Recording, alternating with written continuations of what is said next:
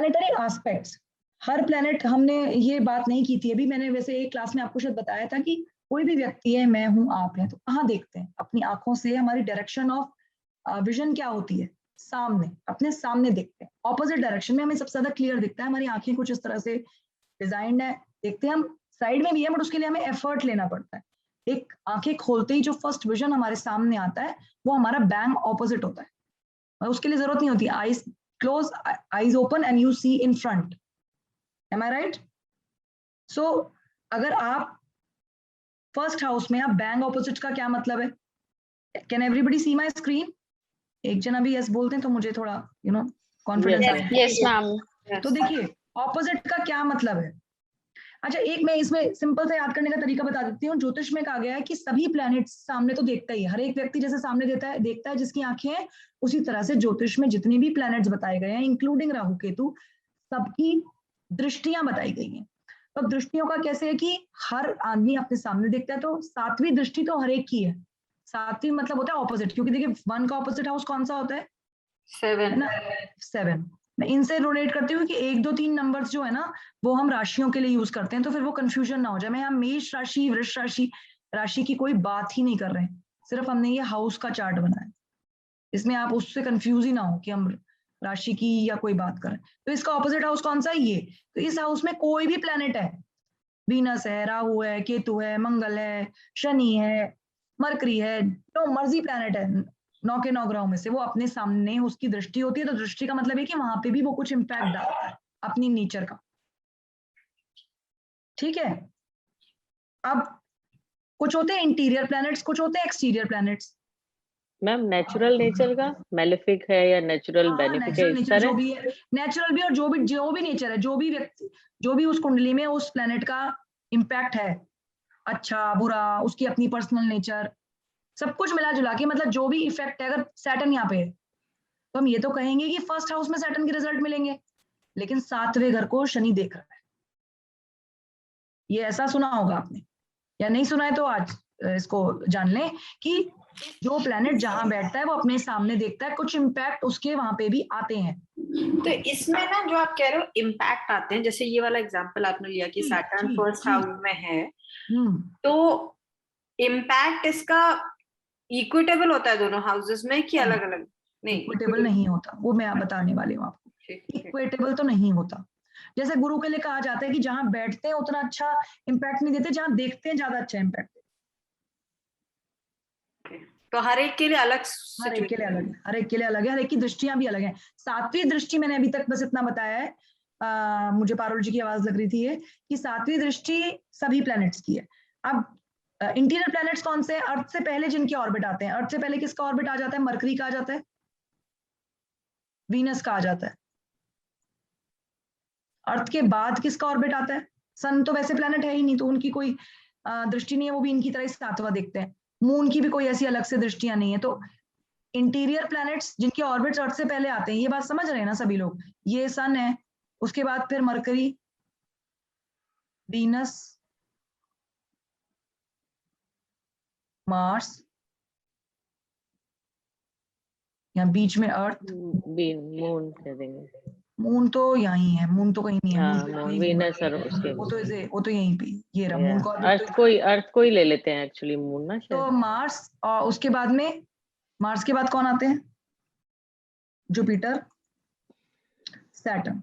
तो ये देख रहे हैं आप, जो अर्थ से जो पहले वाले प्लेनेट है जिनका ऑर्बिट अर्थ से पहले ही खत्म हो जाता है, मैं याद करने के लिए आपको बता रहा हूं, इनकी कोई दृष्टियां नहीं बताई गई हैं ज्योतिष में। इनको सिंपल दृष्टि है कि सामने ही देख सकते हैं। 7वीं दृष्टि है सन, मून, मार्स, सन, मून, मरकरी और वीनस की 7वीं दृष्टि है। बस स्लाइड पे लिखा हुआ है ये सब, लेकिन मैं सोच रही थी आपको प्रैक्टिकली एक्सप्लेन। शनि, जुपिटर के 3 दृष्टियां बताई गई हैं, जुपिटर और शनि की 3 दृष्टियां बताई गई हैं। जुपिटर की दृष्टि बताई गई है जहां बैठते हैं वहां से देखते हैं 5 7 9। सैटर्न 3 7 10। मंगल 4 7 8। राहु केतु की भी दृष्टियां कही गई हैं, वो है, लिमिट में है, उनकी इतनी इम्पैक्ट नहीं। अब जुपिटर का ऐसा कहा जाता है कि जैसे अगर यहाँ बैठ गए, अगर जुपिटर होते हैं यहाँ पे फर्स्ट हाउस में, सैटर्न नहीं होता, सैटर्न की जगह जुपिटर होते हैं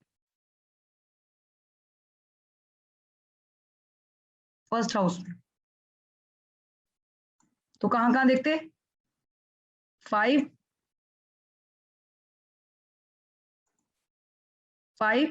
7, 9, ठीक है। अच्छा, ये 5, 7, 9 आप कैसे बोल रहे हो? मतलब ये लिखा है ना, मैंने लिखा है ना पारुल जी, ये लिखा है ना जुपिटर की दृष्टियां 5, 7, 9, जहां बैठेगा वहां से 5वें घर, 7वें घर, 9वें घर को देखेगा। ओके, 7 आई अंडरस्टैंड, मतलब उसका लॉजिक है, बट 5 और 9 का कोई लॉजिक है?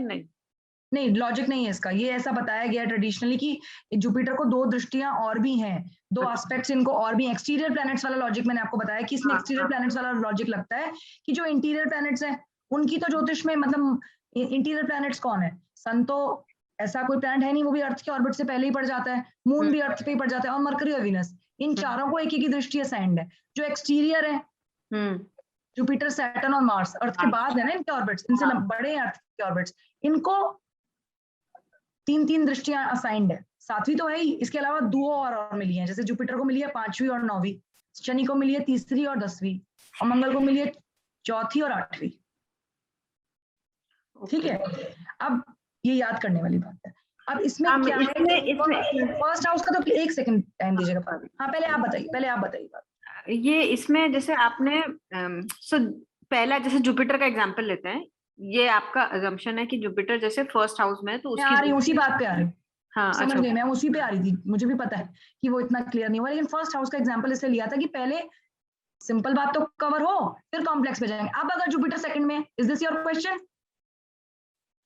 Yes, I was about to come to this only, मुझे भी पता है, लेकिन चक्कर क्या है कि पहले फर्स्ट हाउस की तो पोजीशन क्लियर हो, तो आप गिनती यहां से शुरू करेंगे। तो ना जुपिटर जिस घर में, वहां से 5वें देखेगा, तो 1, 2, 3, 4, 1, 2, 3, 4, 5, फिर वो छठे में देखेगा 5, 6, 7, 8, 9, तो इसकी दृष्टियां कौन सी होंगी? 5, 7, 9 ही होंगी। जिस हाउस में बैठा है वहीं से देखेगा ना। Excuse me madam. हाँ जी मैडम, जिस घर में बैठा है उसको काउंट करना है? हाँ, उसको काउंट करना है, उसी से स्टार्टिंग करनी है। ओके, ठीक है। एक हमने इसको काउंट किया ना, ठीक है जी। ये भी अच्छा सवाल किया, ये बहुत अच्छा आपने डाउट क्लियर किया कुलविंदर जी, कि अब उसको काउंट करना है या नहीं। तो उसको काउंट करना है, फर्स्ट हाउस में बैठा है तो पहला 1 जो है फर्स्ट से गिनेंगे, 1, 2, 3, 4, 5, 6, 7। अगर दूसरे में बैठा तो दूसरे को पहला मानेंगे। ठीक है, starting point will be second house. ठीक है, and so fourth and so on. Is that clear now Parul ji? हाँ, यस। ठीक है, अब इसमें ये बात मैं कुंडली इसीलिए बनाई थी क्योंकि वहां पे तो लिख दिया आईपीपीटी में 5, 7, 9, तो वो फिर कैसे पता चलेगा 5, 7, 9? अच्छा, तो इसमें एक और बात भी है क्लियर करने वाली, कि पहली बात तो ये क्लियर करें कि 7वां घर ऑपोजिट होता है चौथे का ऑपोजिट। चौथे से आप देखिए 10वां ऑपोजिट वैसे दिखता भी और होता भी है। 1, 2, 3, 1, 2, 3, 4, 5, 6, 7, इसका ऑपोजिट ये है। कई ऐसे ऑपोजिट है जो वैसे ऑपोजिट कुंडली में पता नहीं चलते हैं, बट होते ऑपोजिट है वो, क्योंकि ये 360 डिग्री व्यू है जिसको 2D में फिट करने की कोशिश की गई है। अब दूसरे का ऑपोजिट क्या होता है? 1, 2, 3, 4, 5, 6, 7, तो सेकंड का ऑपोजिट होता है 2, 8। मतलब बताने का मेरा पर्पस यहाँ पे, ये ड्राइंग करने का पर्पस ये था कि bang opposite is your 7th house. Bang opposite of any house is the 7th house. 7वां घर अपने से ऑपोजिट माना जाता है। याद करने के लिए एक सिंपल, मतलब ऐसा लॉजिक नहीं है, थोड़ी फनी चीज है। खुद का हमारा घर होता है ये, और पार्टनर का घर होता है ये, तो 1 और 7 ऑपोजिट ही होते हैं हमेशा। तो हमारे लाइफ पार्टनर का 7वां घर होता है, हमारा होता है पहला। तो 3 का ऑपोजिट कौन होता है? 3 से अगर आप ऑपोजिट, मतलब 3 से 7वां घर कौन सा होता है? 3, 4, 5, 6, 7, 8, 9। तो अगर तीसरे घर में कोई भी प्लैनेट बैठा है तो वो 9वें घर को देखेगा ही देखेगा। सन, मरकरी, वीनस, मून को भी यहाँ पे ले लें अगर, क्योंकि मून की भी सिर्फ 7वीं है। उसके बाद ऑर्बिट्स किसके हैं? सिर्फ 3 की याद करनी है आपको। राहु केतु की जुपिटर जैसी बताई गई है 5, 7, 9।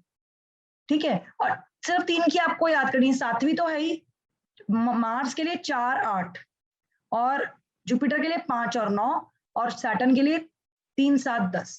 सैटर्न का सिंपल है याद करने का, 3 + 7 = 10, तो 7 तो आपको पता ही है, 3 याद रहे तो this is becomes a little just याद करने वाली बात है, बट डेफिनेटली ये याद करने की स्लाइड है। इसको मैंने एक्सप्लेन इसलिए कर दिया कि दृष्टियों की इंपॉर्टेंस है prediction. It is not like any other slide है। ट्री वगैरह वाली स्लाइड थी ना, मैंने आपको कहा कि थोड़ा इवन इफ हल्के में ले लो उस बात को तो इट्स ओके। ट्री वाली है, रोब्स वाली है, एंड अगर मैं बात करूं तो और भी ऐसी कुछ स्लाइड्स आई थी ना, सीजन्स वाली थी, दे आर ओके, बट दृष्टि इज वेरी इंपॉर्टेंट, इसीलिए I wanted to explain it on a white